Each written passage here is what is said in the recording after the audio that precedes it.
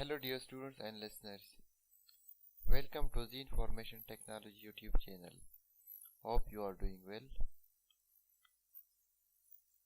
तो आज का जो हमारा लेक्चर है वो है कंप्यूटर साइंस क्लास 8। इसमें chapter number 3 algorithmic thinking and problem solving, जिसमें हम आज पढ़ेंगे टॉपिक 3.2 सूडो कोड। अब सूडो कोड क्या चीज़ है, कैसे यूज़ करेंगे, कहाँ यूज़ करेंगे, आज के लेक्चर में हम जानेंगे। सूडो कोड से पहले हमने जाना था कि फ्लो चार्ट क्या चीज़ है और एल्गोरिदम क्या चीज़ है। चार्ट और एल्गोरिदम हम क्यों यूज़ कर रहे हैं, तो प्रॉब्लम सॉल्विंग लाजमी बात है। कंप्यूटर से कोई भी प्रॉब्लम अगर हम सॉल्व कर रहे हैं तो उसके लिए हमें एल्गोरिदम लिखना पड़ता है, और उसी एल्गोरिदम को अगर हम तस्वीर के शक्ल में शो करना चाहते हैं तो वो हमारा फ्लो चार्ट होता है।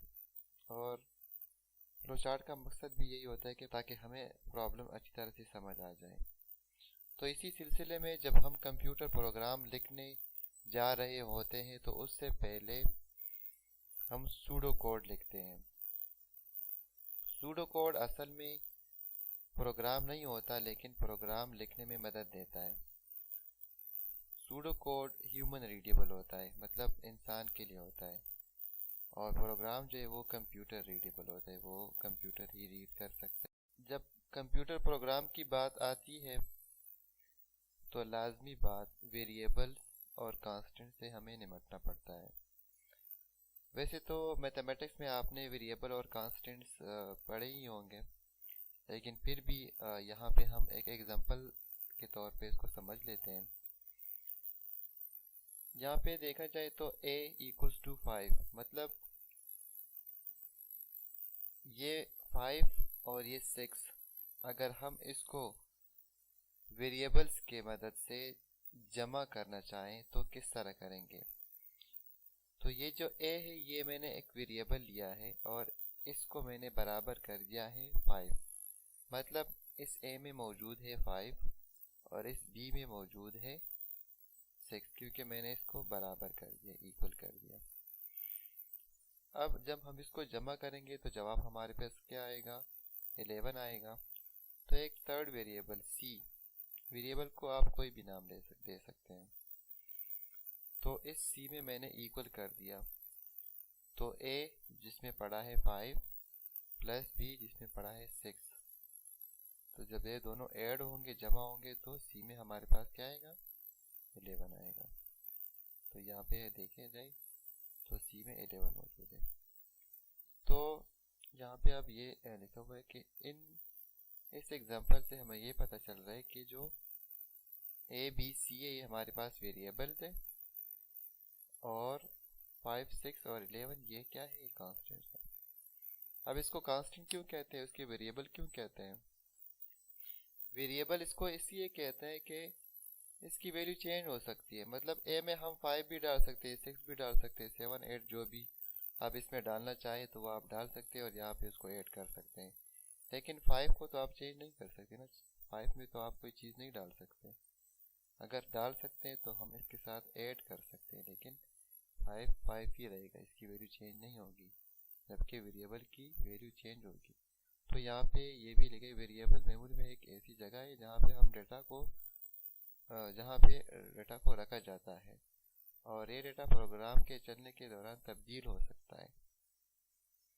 तो तब्दील इसलिए होता है कि कभी इसमें 5 आएगा, कभी 6 आएगा, कभी 7 आएगा। मुस्तकिल या कांस्टेंट्स इस डेटा को कहते हैं जो कभी तब्दील नहीं होगा, तो वो ये 5 6 और 11 ये तब्दील नहीं होंगे। आई होप कि यहाँ से वेरिएबल और कांस्टेंट का जो कंसेप्ट है वो आपको क्लियर हुआ होगा।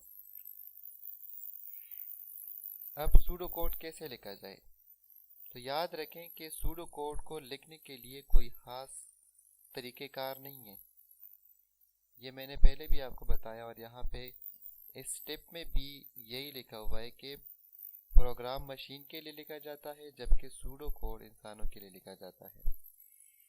तो सूडो कोड इंसान को समझने के लिए अगर कोई और बंदा प्रोग्राम लिख रहा है, कंप्यूटर प्रोग्राम, तो वो सूडो कोड को देखेगा, तो उससे उनको अंदाज़ा होगा, वो समझेगा कि मुझे प्रोग्राम कैसे लिखना है, तो सिर्फ इंसान को समझने के लिए। और सूडो कोड का मकसद भी यही है कि हम कंप्यूटर प्रोग्राम कैसे लिखेंगे, मदद देता है सूडो कोड, क्योंकि उसमें सारा तरीका लिखा हुआ होता है, लेकिन वो ह्यूमन रीडेबल होता है, इंसान उसको समझ सकता है, कंप्यूटर नहीं समझता। कंप्यूटर अगर समझता है तो वो क्या, कंप्यूटर प्रोग्राम समझेगा जो किसी भी प्रोग्रामिंग लैंग्वेज में लिखा हो, फॉर एग्जांपल C++। तो आगे हम एग्जांपल भी देखेंगे। तो ये आपके बुक में एग्जांपल सूडो कोड का दिया गया है, आगे आप देख लेंगे। उसमें फाइंड किया हुआ है इवन और ऑड नंबर। तो मैथमेटिकली अगर हम इवन और ऑड नंबर को मालूम करना चाहे तो कैसे मालूम करेंगे। तो यहाँ पे मैंने एग्जांपल दिया है 6 मॉडुलस 2, मतलब ये कि अगर 6 को हम 2 से डिवाइड करें और जब हमारे पास रिमाइंडर 0 आ जाए, याद रखिए जवाब नहीं, रिमाइंडर, बाकी जो हम उसको कहते हैं, वो 0 आ जाए तो वो क्या होगा, वो हमारे पास इवन नंबर होगा। और इसी तरह अगर किसी नंबर को हम उसका मॉडुलस फाइंड करें 2 से, रिमाइंडर क्या आ जाए 1, तो ये हमारे पास ऑड नंबर है। इस एग्जांपल को C++ की मदद से समझते हैं और फिर मैं आप आगे इसका सूडो कोड समझा देता हूँ। तो यहाँ पे मैंने कोड बॉक्स ओपन किया, प्रोग्राम मैंने ऑलरेडी ये लिखा हुआ है। जब हम कंप्यूटर प्रोग्राम करते हैं ना, तो ये हमारे पास कंप्यूटर प्रोग्राम है। ये किस लैंग्वेज में है, ये C++ लैंग्वेज में है।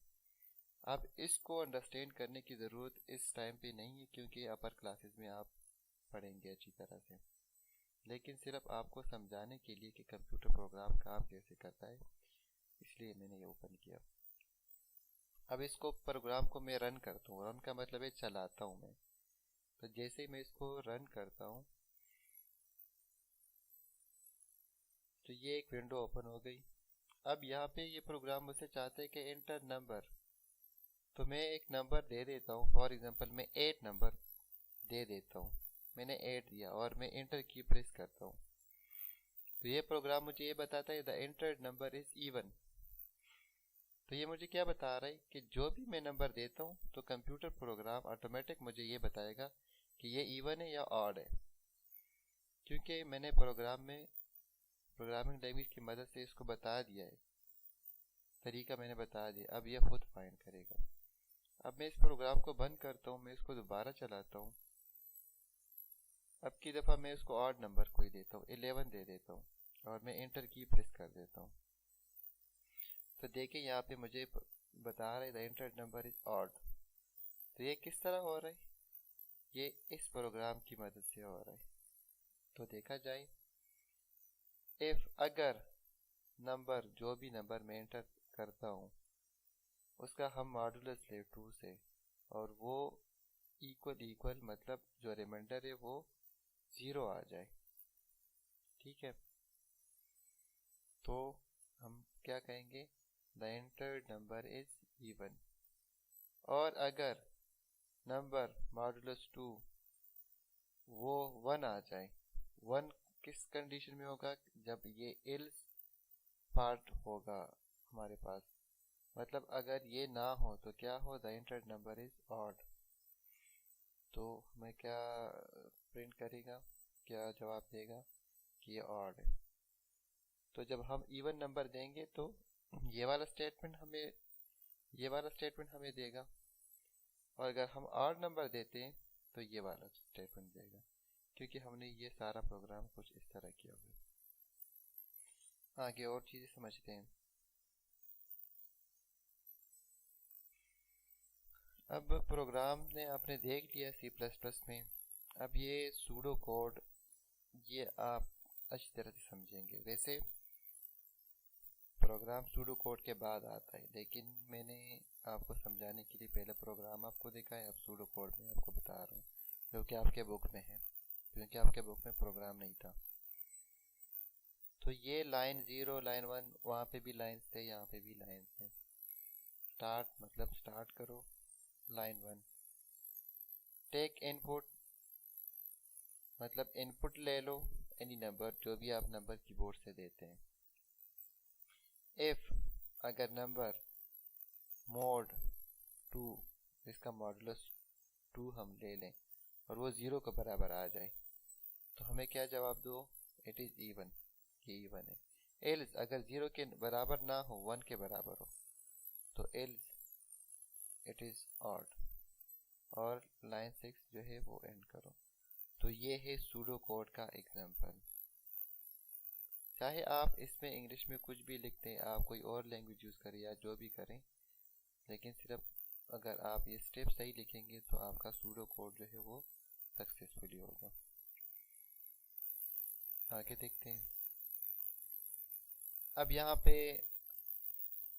लूप का कंसेप्ट आता है। तो लूप, रिपीट लूप वैसे क्या चीज़ है? लूप कोई भी रिपीट लूप, आप कोई भी चीज़ जो है ना, एक काम बार बार आप करें तो उसको हम कहते हैं रिपीट लूप। मैं आपको एक एग्जांपल देता हूँ। फर्ज करो आपके पास एक टंकी है पानी का, और आप एक बंदे को कह दें कि इस टंकी को आपने भरना है। तो आप क्या काम करेंगे, आप उसे कहेंगे कि आप ये पानी का जो गैलन है ये लें, वो आप कहीं से आप भर के लाएंगे और इस टैंकी में डालेंगे। कंडीशन आप उसको क्या देंगे कि जब तक ये टैंकी फुल ना हो आप गैलन लेके जाएंगे, कहीं से भर के लेके आएंगे और इसमें डालेंगे। तो वो क्या करेगा, वो बार बार वो काम करेगा। कब तक करेगा? कंडीशन क्या होगा, जब तक टैंकी फुल ना हो। तो एक बार जाएगा, गैलन भर के लाएगा, टैंकी में डालेगा, टैंकी में देखेगा कि टैंकी अगर फुल हो गई तो वो स्टॉप करेगा, नहीं जाएगा। टैंकी अगर फुल नहीं है तो फिर जाएगा, फिर गैलन भर के लाएगा और टैंकी में डालेगा। तो ये मैंने आपको एक सादा एग्जांपल दिया लूप को समझने के लिए।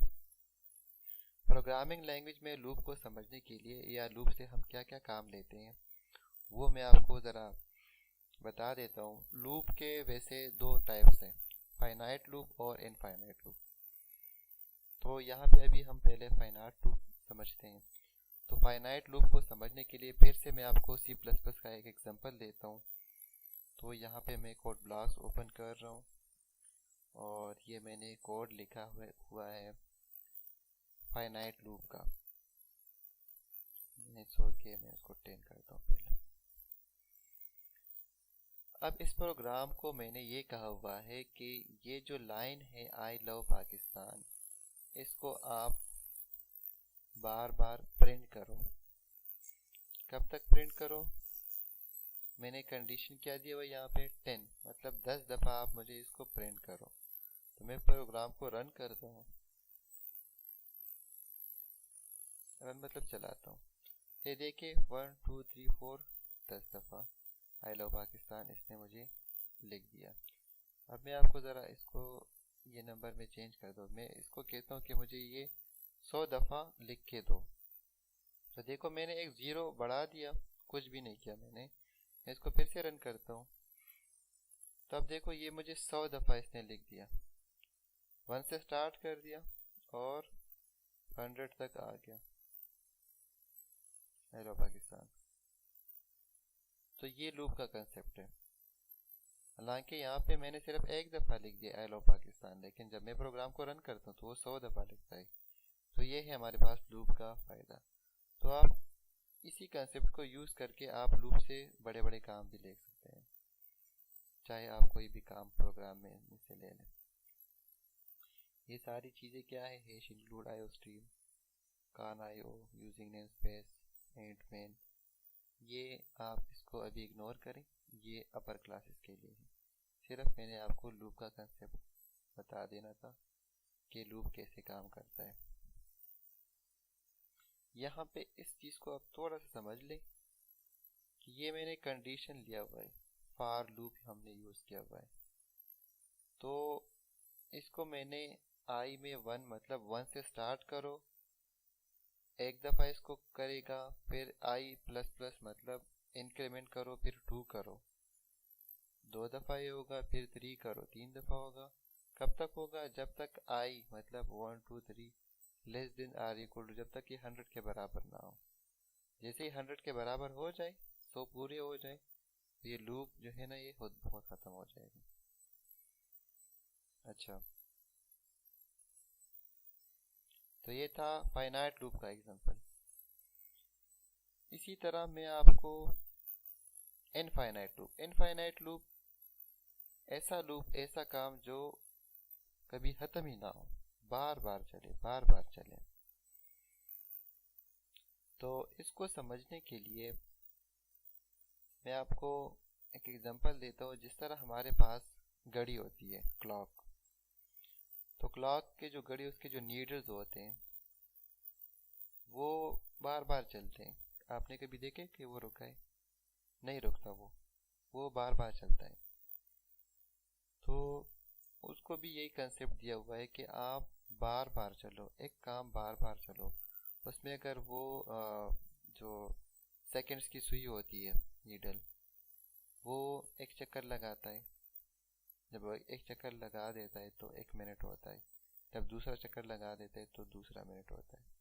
इसी तरह मिनट्स जो है ना, वो एक चक्कर पूरा करता है तो 1 घंटा, 1 घंटा अपना चक्कर एक दफ़ा पूरा करे, ठीक है, तो वो जो है ना वो आधा दिन होता है। तो इस तरह चलता रहता है, ख़त्म नहीं होता। तो ये कंसेप्ट है इनफाइनाइट लूप का। तो इनफाइनाइट लूप का मैं आपको एक एग्जांपल दे देता हूँ जो मैंने कोड ब्लॉक्स में किया हुआ है, C++ में, सिर्फ आपको समझाने के लिए।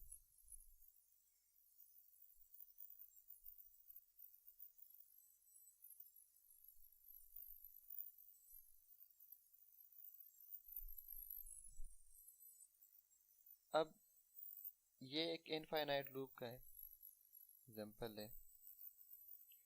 जरा आप ये देख ले, आई लव पाकिस्तान, ये मैंने एक दफ़ा लिख दिया यहाँ पे, ठीक है। लेकिन यहाँ पे मैंने ये जो कोड किए, ये इसको मैंने कह दिया कि जब तक ट्रू हो तो इसको आप बार बार लिखते जाओ। अब मैं इसको रन करता हूँ तो आप देखें ये बार बार चलेगा, जब तक ये कंप्यूटर बंद ना हो ना ये चलेगा। ये आपको नज़र आ रही है, ये मैं इसको ऊपर करता हूँ, नीचे आता है, यहाँ से बार बार चलेगा जब तक कंप्यूटर बंद ना हो, बिजली ना चली जाए, या मैं इसको ज़बरदस्ती बंद ना करूँ, तो ये चलता रहेगा। तो ये है इनफाइनाइट लूप का एग्जांपल। अब मैं कंट्रोल और डिलीट बटन दबा के इसको ज़बरदस्ती बंद करवाऊंगा। अब ये बंद हो गया। ये है इनफाइनाइट लूप का एग्जांपल था। यहाँ पे जो इनफाइनाइट लूप का जो एग्जांपल दिया हुआ है, लूप फॉरएवर, तो ये एक सूडो कोड, तो इसको आप समझ लें।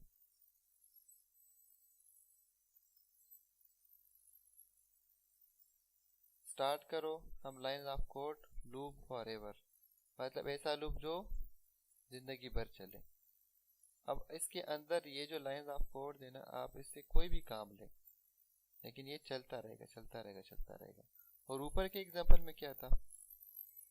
फाइनाइट लूप में क्या था कि start some line of code, loop repeat, तो कुछ टाइम के लिए रिपीट करो। जब वो कंडीशन यहाँ पे लाइन नंबर 6 में अंटिल कंडीशन जब ख़त्म हो जाए तो ये 3 4 5 लाइन ये फिर नहीं करेगा और किधर आ जाएगा? एंड पे आ जाएगा। मतलब 0 से स्टार्ट लेगा, सम लाइन ऑफ कोड, कुछ प्रिंट होगा, जो भी काम होगा वो करेगा, लूप रिपीट, फिर जो लूप रिपीट में होगा तो ये 3 4 और 5 ये सूडो कोड, इसमें से आपने कोई भी ना काम दिया हो, जिस तरह मैंने आई लव पाकिस्तान का काम दिया। फिर कंडीशन को देखेगा कि आई लव पाकिस्तान कितनी दफ़ा करना है? 100 दफ़ा। 100 दफ़ा जब कंप्लीट हो जाए तो आपने इसको एंड करना है। लेकिन इनफाइनाइट लूप में वो एंड नहीं होगा, चलता रहेगा। अब यहाँ पे फाइनाइट लूप का एक एग्जांपल दिया हुआ है। एक एग्जांपल तो मैंने आपको दे दिया ना, आई लव पाकिस्तान। अब यहाँ पे एक और एग्जांपल है। तो इस एग्जांपल को समझने के लिए मैं आपको कंप्यूटर प्रोग्राम पे लेके चलता हूँ। ये एक C++ का कोड है, वो जो सूडो कोड था उससे मैंने ये बना दिया।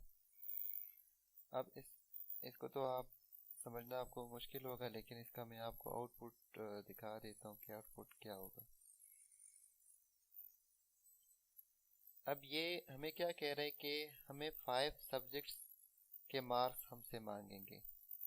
तो फॉर एग्जांपल मैं सब्जेक्ट 1 के मार्क्स एंटर कर देता हूँ 6। ये मुझे क्या कहता है कि टोटल मार्क्स ऑफ 1 सब्जेक्ट जो है 6 है। फिर से मुझे कह रहे हैं एंटर सब्जेक्ट नंबर 2 मार्क्स, तो मैं इसको दे देता हूँ 4। अब टोटल मार्क्स ऑफ 2 सब्जेक्ट्स 4 और 6 को जमा कर दिया, 10 कर दिया। अब मुझे कहता है कि आप सब्जेक्ट नंबर 3 के मार्क्स दे दो, तो मैं देता हूँ 8। ये जमा करता रहेगा, 8 को इसके साथ जमा कर दिया, 18 कर दिया। मुझे कहता है सब्जेक्ट नंबर 4, 5 तक मैंने दे दिया ना, तो अब मैं 7 देता हूँ। अब मुझे कह रहा है इंटर सब्जेक्ट नंबर 5 मार्क्स, तो अब मैं दे देता हूँ 9।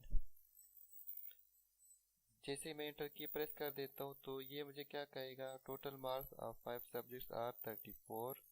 इन सबको इन्होंने जमा कर दिया और फिर एवरेज ले लिया, मतलब 5 पे इसको डिवाइड कर दिया। तो ये तो पूरा पूरा डिवाइड नहीं हो रहा, लेकिन एवरेज इन्होंने क्या लिया, 6। तो इस प्रोग्राम ने मुझे ये बता दिया कि आप 5 दफ़ा, मतलब जो 5 सब्जेक्ट्स थे, 5 दफ़ा इस प्रोग्राम को रन करो और हर दफ़ा में आप अलग अलग सब्जेक्ट्स के मार्क्स ले लो। जब अलग अलग मार्क्स ले ले तो फिर इन सबको टोटल करो और फिर जितने भी हैं, मतलब 5 है तो 5 पे डिवाइड करो, तो हमारे पास एवरेज आ जाएगा। तो ये इसका मतलब था। ये किस तरह, ये लूप की मदद से इसने किया। तो ये प्रोग्राम आपको समझाना अभी मुश्किल है, वैसे मैं थोड़ा सा ओवरव्यू दे देता हूँ। हमने ये वेरिएबल्स ले लिए आई लूप को इंक्रीमेंट करने के लिए, और सब्जेक्ट्स टोटल और एवरेज। सब्जेक्ट्स में हम सब्जेक्ट्स के मार्क्स लेंगे, टोटल में हम उसको जमा करेंगे और एवरेज हम एवरेज निकालेंगे। तो पहले यहाँ पे ये लूप है, लूप कितनी दफ़ा चलेगा, अब ये 5 दफ़ा चलेगा। पहले भी मैंने आपको बता दिया, ये कंडीशन इस तरह होता है। एंटर सब्जेक्ट नंबर, तो सब्जेक्ट नंबर 1, तो पहले ये 1 होगा, फिर 2 होगा, फिर 3 होगा, और मार्क्स आप एंटर करेंगे तो सब्जेक्ट्स में क्या होगा, मार्क्स होंगे। फिर टोटल में टोटल आएगा, टोटल पहली दफ़ा हमारे पास 0 होगा। फिर जब हम एक दफ़ा डालेंगे तो सब्जेक्ट्स प्लस टोटल, तो पहले सब्जेक्ट्स के मार्क्स आएंगे और जमा होंगे, टोटल में जमा स्टोर होंगे। ये वेरिएबल है, वेरिएबल में आप कोई भी वैल्यू स्टोर कर सकते हैं। फिर ये लूप कब तक चलेगा, ये 5 दफ़ा चलेगा। जब 5 दफ़ा चलेगा, 5 दफ़ा ये प्रोसेस बार बार होगा, और पहले 1 होगा, फिर 2, फिर 3 और फिर 4, इस तरह 5 तक जाएगा। आखिर में जब ये लूप की बॉडी है, इसको कर्ली ब्रेसेस कहते हैं, इस लूप की बॉडी है। जब 5 दफ़ा कंप्लीट हो जाए तो लूप की बॉडी से बाहर आएगा और एवरेज, मतलब टोटल जितने भी मार्क्स हमारे पास बने हो वो 5 पे डिवाइड करेगा, और हमें इस लाइन में हमें ये बता देगा कि आपका एवरेज ये बन गया। आगे ये तो था फाइनाइट लूप का एग्जांपल। इसी तरह इनफाइनाइट लूप का एग्जांपल मैंने आपको प्रोग्राम दिखा दिया जो कि ख़त्म नहीं हो रहा था। इसमें वही ये वाला एग्जांपल फिर से लिया गया है। तो ये जो है आपको नज़र आ रहा है, ये कोड नहीं है, ये सूडो कोड है। और इसमें ये कह रहा है कि आप रैंडम नंबर ले लें, ठीक, और रैंडम नंबर को फिर जो है ना आप 1 से इंक्रीमेंट करें और टोटल करें, और टोटल का आप एवरेज। लेकिन ये ख़त्म नहीं होगा। तो इसको समझने के लिए सेट काउंट जिस तरह मैंने आई ली था वो ज़ीरो करो, टोटल पहली दफ़ा ज़ीरो होगा। लूप फॉर एवर लूप चलाओ। जनरेट रैंडम नंबर, रैंडम मतलब आप कोई भी नंबर ले लें। Increment count by one, one added मतलब पहले वन फिर टू फिर three. Add random number to total, तो जो रैंडम नंबर लिया आपने, फॉर एग्जांपल 10 लिया, ठीक है, तो टोटल में पहले हमारे पास क्या होगा, टोटल तो शुरू में ज़ीरो होगा, तो फिर जब आपने इसको कर दिया तो 10 होगा, और फिर क्या होगा, रन एवरेज, तो टोटल को फिर काउंट पे डिवाइड करो, काउंट हमारे पास क्या होगा, 1 होगा, फिर 2 होगा, फिर 3 होगा, वो तो ख़त्म नहीं होगा क्योंकि वो फॉर एवर है। और आउटपुट में हमारे पास एवरेज फाइंड करो, तो ये एवरेज फाइंड करने का वही जो मैंने पिछले एग्जांपल में दिया, सारा कुछ ही होगा, लेकिन लूप तो एंड नहीं होगा। तो जैसे एंड नहीं होगा तो इंक्रीमेंट बाय वन होगा बार बार, तो ये लूप कभी भी ख़त्म नहीं होगा। तो ये कुछ एग्जांपल्स थे। अच्छा स्टूडेंट्स, आज के लिए इतना ही, बाकी इंशाल्लाह नेक्स्ट लेक्चर में देखेंगे। तब तक के लिए अल्लाह हाफिज़।